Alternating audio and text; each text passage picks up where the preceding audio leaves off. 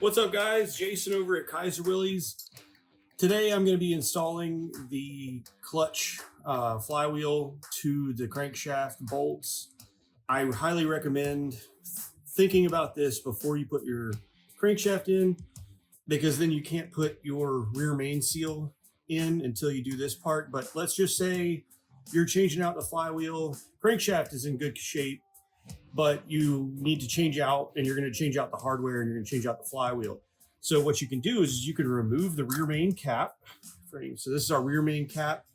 The two middle ones are the middle cap, and then the front cap are still installed. But what we're going to do is you can't put these bolts in because they come from inside out. You don't have enough room to do that with that end cap there. So what I've done is I removed the rear main cap, and it gives you access to essentially 1 to 2 holes.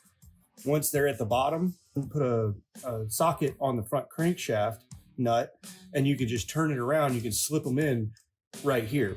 What you're going to have is you're going to have 4 standard bolts, but then you've got 2 other bolts, and they're either going to be tapered bolts or they're going to be straight pin bolts. You really need to keep an eye on that when you're getting your hardware. So in my case, I have these straight pin bolts, and there's only 2 of those. So I'm going to keep moving this around so we get our last hole here. And the tapered bolts and the straight pin bolts, those holes are larger and very noticeable.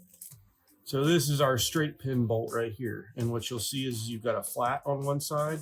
And what that flat does is it goes against the ridge on the inside part right here, so that when you go to start tightening this bolt down, it won't spin on you.